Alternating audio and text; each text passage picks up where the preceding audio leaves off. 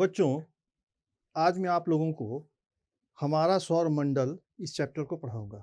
सौर मंडल के बारे में, अंतरिक्ष के बारे में, आकाश के बारे में, ग्रह के बारे में, उपग्रह के बारे में, आकाश जो तारक पुंज है आकाश में, अंतरिक्ष में, उसके बारे में, धूमकेतु के बारे में, ध्रुव तारा के बारे में, यानी कई चीज़ों के बारे में आज मैं आपको बताऊंगा। और अगर इस चैप्टर को आप बढ़िया से समझ लें तो ज्योग्राफी आसान हो जाएगा। पहले कुछ जो परिभाषाएं हैं उसको हम लोग समझ लें। सबसे पहले हम लोग खगोलीय पिंड, तारा, ग्रह, ये जो शब्द है इसके बारे में समझेंगे कि आखिर ये है क्या।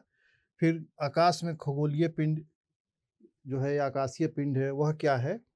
फिर ग्रह और उपग्रह किसे कहते हैं।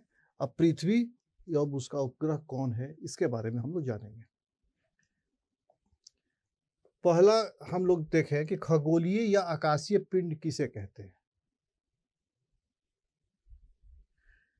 आकाश में चमकने वाले या बिना प्रकाश वाले पिंड, दोनों प्रकार के, जिसमें अपना प्रकाश हो या जो नहीं चमकता हो, दूसरे के प्रकाश से प्रकाशित हो, यानी प्रकाश वाले या बिना प्रकाश वाले दोनों प्रकार के पिंड, जिसमें सूर्य, तारे, ग्रह, उपग्रह सब आते हैं, उसे आकाशीय पिंड या खगोलीय पिंड कहते हैं। यानी जो ऊपर हम देखते हैं उसमें जितना चीज दिख रहा है, सूर्य है, चांद है, तारा है, जो भी है जो दिख रहा है, वह सब आकाशीय पिंड हैं, या वह प्रकाशमान हो या प्रकाश वाले नहीं हो, दोनों प्रकार के। जैसे देखिए, ये जितना चीज दिख रहा है सब आकाशीय या खगोलीय पिंड हैं। दूसरा हम लोग देखें तारा किसे कहते हैं। क्योंकि हम जानते हैं कि सूर्य एक तारा है, तो आखिर तारा किसे कहेंगे। स्टार। आकाश में चमकने वाले खगोलीय पिंड, यानी तारा अगर तभी होगा जब वह चमकेगा। अगर चमकता नहीं है तो वह तारा नहीं है। तो आकाश में चमकने वाले खगोलीय पिंड जिसमें अपना प्रकाश है या प्रकाश उत्सर्जित करता है, प्रकाश छोड़ता है, एवं इसमें अपनी गर्मी है, उष्मा है, जिसके कारण यह स्वयं गर्म और दीप्त है, चमकदार है, वह तारा है। यानी तारा कोई चीज कब होगा, जिसमें अपना प्रकाश हो, जो गर्म हो, उष्म हो, जिसमें उष्मा हो, जो स्वयं दीप्त हो और जो प्रकाश छोड़ता हो। इसीलिए हम देखते हैं कि तारा चमकदार है, आकाश में टिमटिमाता रहता है। तो सूर्य में अपनी गर्मी है, सूर्य प्रकाश देता है और सूर्य स्थिर है। तो इसलिए आकाश में चमकने वाले वे खगोलीय पिंड जिसमें अपना प्रकाश होता है तथा जो प्रकाश उत्सर्जित करते हैं एवं जिसमें अपनी उष्मा होती है, जिसके कारण वे स्वयं गर्म हैं और दीप्त हैं, उन्हें तारा कहते हैं। सूरज भी एक तारा है, याद रखिए इस चीज को। सन इज ए स्टार। सूर्य एक तारा है। तारे असंख्य हैं, जितने भी आकाश में दिख रहे हैं सब तारा है, उसमें सूर्य भी एक तारा है। यह बड़ा तारा है। बड़ा इसलिए कि बहुत नजदीक है, सबसे नजदीक तारा सूर्य है, इसीलिए वो बड़ा दिख रहा है। जो जितना दूर होगा उतना छोटा दिखेगा। कुछ ऐसे तारे हैं जो दिखते ही नहीं हैं, नंगी आंख से नहीं दिखते हैं, असंख्य हैं और बहुत बड़े बड़े हैं, किंतु दूरी के कारण वे छोटे एवं टिमटिमाते नजर आते हैं। इतना दूर है कि वो छोटा नजर आता है, टिमटिमाता नजर आता है। सूर्य सबसे नजदीक का तारा है, याद रखिएगा। परीक्षा में पूछता है कि सबसे नजदीक का तारा कौन है, तो सूर्य। उसके बाद जो निकटतम तारा है सूर्य के बाद का, वह है प्रोक्सिमा सेंटोरी। जो सबसे नजदीक है वह सूर्य, उसके बाद प्रोक्सिमा सेंटोरी। एकाग्रा तारा है जो सूर्य से 400 गुना बड़ा है। यानी सबसे नजदीक तारा सूर्य, उसके बाद प्रोक्सिमा सेंटोरी, और ये जो आर्द्रा तारा है यह सूर्य से 400 गुना बड़ा है और पृथ्वी से लगभग 300 प्रकाश वर्ष दूर है। इसको किलोमीटर में बहुत असंख्य किलोमीटर हो जाएगा, तो इसको प्रकाश वर्ष में नापते हैं। प्रकाश वर्ष क्या होता है कि एक साल में प्रकाश जितनी दूरी तय करती है उसे प्रकाश वर्ष कहा जाता है। तारे दहकती हुई गैसों के विशाल पिंड होते हैं, इसीलिए उसमें ऊष्मा होती है और वे प्रकाशमान होते हैं, प्रकाश देते हैं। कुल मिला जुलाकर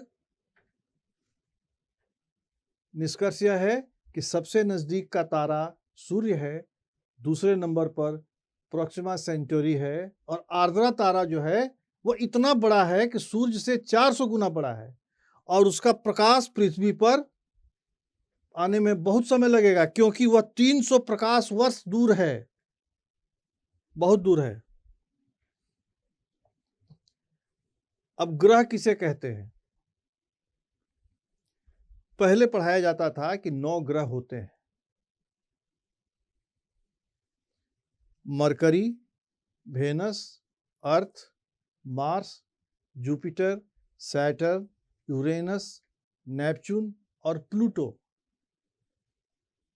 इसको हिंदी में कहें तो मरकरी यानी बुध, वेनस यानी शुक्र, अर्थ यानी पृथ्वी, मार्स मतलब मंगल, जुपिटर मतलब बृहस्पति, सैटर्न मतलब शनि, यूरेनस मतलब अरुण, नेपच्यून मतलब वरुण, और प्लूटो कुबेर।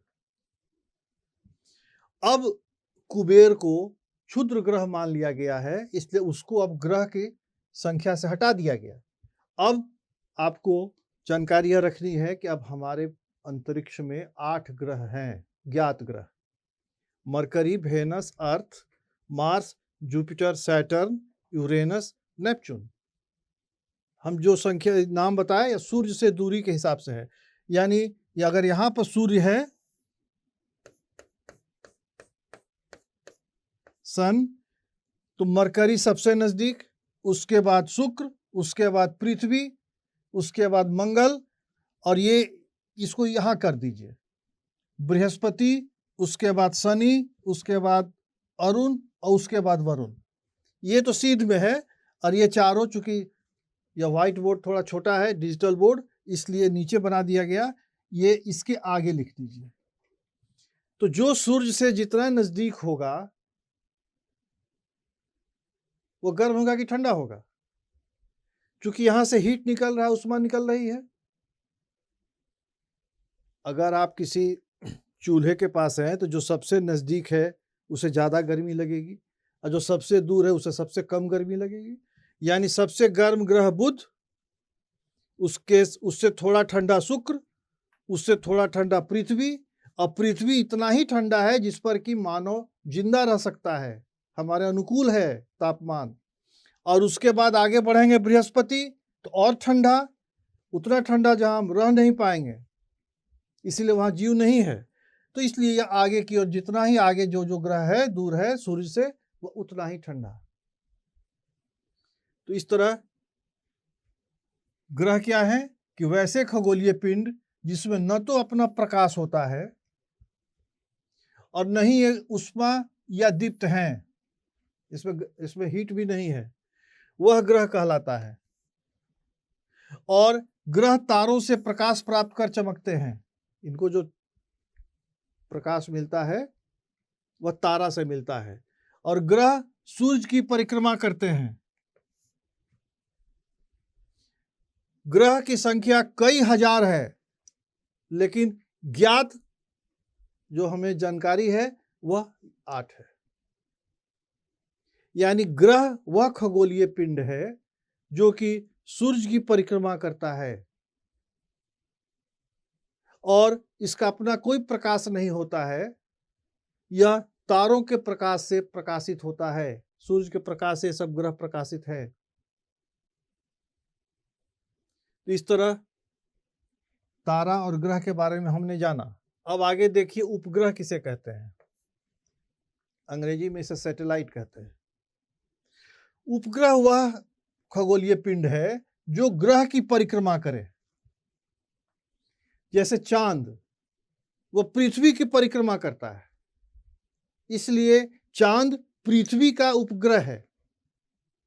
हर ग्रह का उपग्रह, कोई जरूरी नहीं है कि सब ग्रह का उपग्रह हो ही, और किसी ग्रह का ज्यादा उपग्रह भी हो सकता है। इसकी संख्या हम आगे आपको बताएंगे, लेकिन यहां यह समझ लें कि उपग्रह वह खगोलीय पिंड है जो किसी ग्रह की परिक्रमा करता है, चारों तरफ घूमता है, और ग्रह वह खगोलीय पिंड है जो कि सूर्य की परिक्रमा या तारे की परिक्रमा करता है। तो ग्रहों की परिक्रमा करते हुए उसके साथ सूर्य का भी चक्कर लगाने वाले पिंड को उपग्रह कहते हैं। पृथ्वी का उपग्रह चांद है, और उपग्रह को भी अपना प्रकाश नहीं होता है, वे भी सूर्य के प्रकाश से चमकते हैं। अब एक ऐसा समझ लें कि यह सूर्य है, ये पृथ्वी और ये चांद। तो चांद पृथ्वी की परिक्रमा भी कर रहा है।